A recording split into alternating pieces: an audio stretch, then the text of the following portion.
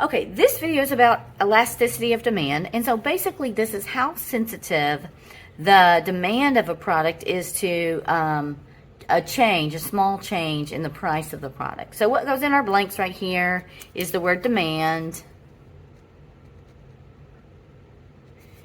And this, what goes in here is a change in the price. So what this means is, or typically how this works is, if you change the price of like a staple in our life, like milk or like gasoline or food that is not fancy food, but regular food that people rely on to stay alive, usually a change in the price does not affect demand. And so we would say that that is an inelastic. It's not elastic. If you're talking about an item that's kind of a luxury item, maybe jewelry or furniture, or maybe something that's just you don't need to live on, then elasticity is that we would say that is elastic, because a change in the price will affect that. So we've kind of seen that happen right now, because the price of cars is expensive, and the price of housing is expensive. So basically people are in a holding pattern. They're like, you know what, I don't need to go buy a new house right now. I don't need to buy a new car right now, because I need to keep what I've got and keep it lasting, because it's just the price is too high. So so this is elasticity of demand. It's a formula we will use. So if we look at this chart right here, what we see is that when E is less than 1, E is elasticity. When it's less than 1, we say that this is inelastic. And so that means a small change in price is not really affecting how much is being demanded. And so what does that mean for revenue? Well, for revenue, revenue is increasing and up into this point. Now at this point, this is when we hit our maximum of revenue. And this is when the elasticity is 1. So when it's 1, we're making the most money we can make. Because after that point, revenue starts to decrease. And that's when elasticity is bigger than 1. So that's kind of how it works with revenue. This is the formula we're going to be using to figure this out. So it's not very hard. It's more plug and chug. But let's see. And there's a little bit of derivative talk in here. What goes right here is, how elasticity is how sensitive the demand of a product is to changes in price, which is the same thing we had here. So demand, go here. Demand of a product is to changes in the price. Okay. If E is less than 1, we say that this is inelastic, and a small increase in price has little effect on demand. If E is greater than 1, we say it is elastic, and a small increase in price has a bigger effect, or a greater effect, on demand. All right. Now, if E is equal to 1, that's when this is happening. When E is equal to 1, that means that a 1% change in price results in a 1% change in demand. So they're kind of, it's even. This is, if we change this, then that's going to happen. Okay, so elasticity. Here is our first example. It says, Terrence Wells described the demand for distilled spirits as Q is equal to F of P. So the quantity is written in terms of price in this, where P represents the retail price of a case of liquor in dollars per case. However, Q represents the average number of cases purchased per year by a consumer. So, I said not however here. Find the elasticity E. So this is very straightforward. E is equal to negative P over Q times the derivative dQ dP.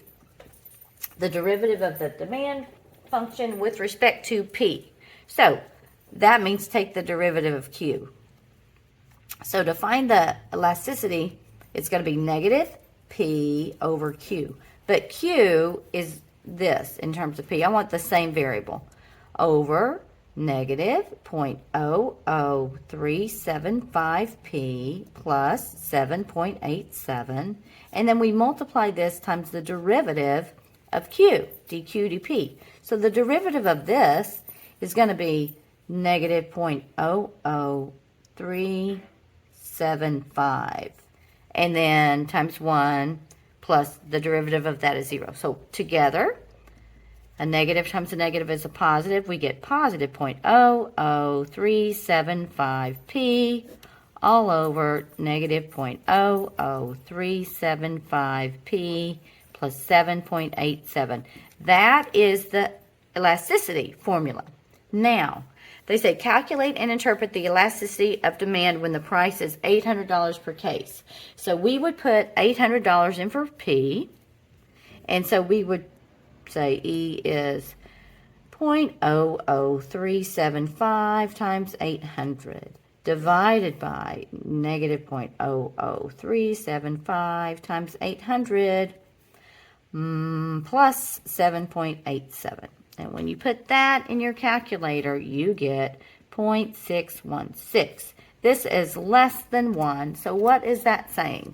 This is saying that a relatively small change in price will cause a relatively small change in demand. It will not be that affected because this is inelastic, is what we would say. And then they ask us, part B, what price results in the maximum revenue? So the max revenue will occur when E is equal to 1. So we have to do some algebra. When would E equal to 1? Or when would 0.00375P divided by negative 0.00375P plus 7.87 equal to 1, which I'm going to call this 1 over 1. If I do that, then I can cross multiply. So I get this formula, negative 0.00375P plus 7.87 times 1 is equal to 1 times 0.00375P. This is just a little linear equation. So we want to get all of our variables P on one side and all of our numbers on the other. If I subtract this over here, I'm going to get negative let me see where I did this. I'm going to get negative 0.0075P is equal to negative 7.87. If I divide both sides by negative 0.0075, I get that P is equal to $1,049. So if we change the price to $1,049 per case, we are going to be obtaining our maximum revenue. What is the maximum revenue? Well, then I'd have to plug in the max revenue, because revenue is equal to how much you charge times the amount you charge. So that if I say the price is going to be $1,049 and Q is equal to this, I'd have to say times negative 0.00375 times 1049 plus 787. And I don't have my calculator. Just hang on just a second. Okay, so we find that the max revenue they can get is $4,129.13 when we charge $1,000 per case. Okay, now let's do a couple more elasticities. It says assume that the demand for a product is this. So they gave us the demand equation in terms of price, and the price is in dollars. Find the price intervals. Intervals means range, where the demand is elastic and where the demand is inelastic. So basically, we have to find when is it called unity, when E is 1, we have unit elasticity, and so if you look at this little chart right here, when E is less than 1, it's inelastic, and when E is greater than 1, it's elastic. So this is what they want to know. What is that point? What is the interval? So what we do is we find the equation for elasticity, and when we do that, it is equal to negative P over Q. So negative P over Q, and Q in this case is 216 minus 2P squared. So it's this times the derivative of P. dP dQ means the derivative of the quantity equation with respect to P. So if we take the derivative of this equation with respect to P, this is going to be 0. We use power rule here. Negative 2 times 2 is negative 4P. So negative 4P is what happens when you take the derivative of the Q equation. So altogether, this is going to be a positive 4P squared over 216 minus 2P squared. This is E. They want to know when does it, we need to figure out when does this equal to 1. So I'm going to set this up as 1 over 1 and cross multiply, and we get 4P squared is 216 minus 2P squared. I'm going to add 2 to both sides and get 6P squared is 216. I can divide both sides by 6, and that gives me that P squared is 36, and I could take the square root and get that when P is 6, that's when it's unity. So, when P is 6, that's when it's unity. Let's plug in something less than 6, maybe 5. And let's plug in something greater than 6, maybe 7 or 8. And if I plug in 5 into my elasticity equation E, I find that it is less than 1. E is less than 1. So that tells me that for a price, this is the price, less than 6, it's inelastic. Inelastic. But for a price greater than 6, when I plug this in, E is greater than 1. I would get that result. So if you plug in a test value, the elasticity is bigger than 1, we're like, oh, it's elastic over here. So what does this mean? The interval where the demand is elastic, where would it be elastic? That's over here when P is greater than 6. When is it inelastic? This range is when P is less than 6. So that's how we would do that.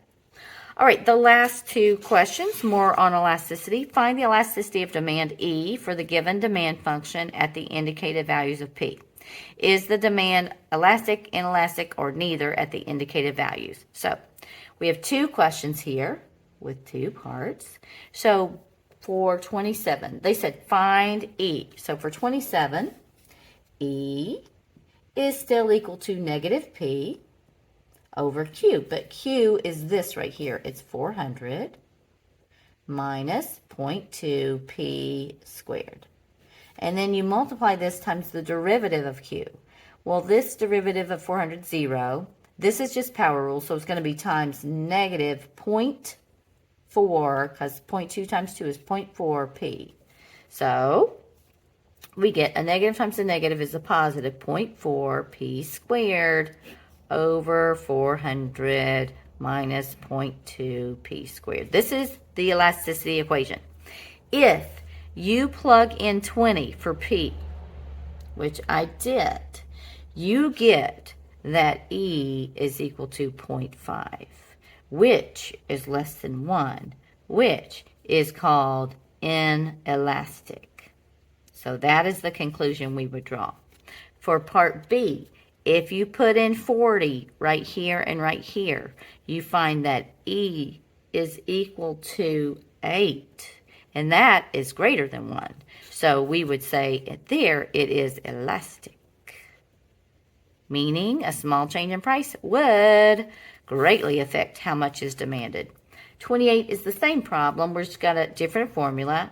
Find what the elasticity is. Well, it's equal to negative P over Q, but Q is this, 300 minus 2P times the derivative of Q, dP dQ, dQ dP, I'm sorry. And so that would just be negative 2. times negative 2. So our elasticity equation for 28 is going to be 2p, because a negative times a negative is a positive, over 300 minus 2p. Now, if we plug in 100 here, we get that the elasticity is equal to 2. That value is greater than 1, so we would say it's elastic, meaning small change in price would greatly affect the demand. If we plug in P as $50 to this equation, we find that E is equal to 0.5, which is less than 1. So it's inelastic here, which means a small change in price would not greatly affect the demand. So that is a little discussion about elasticity.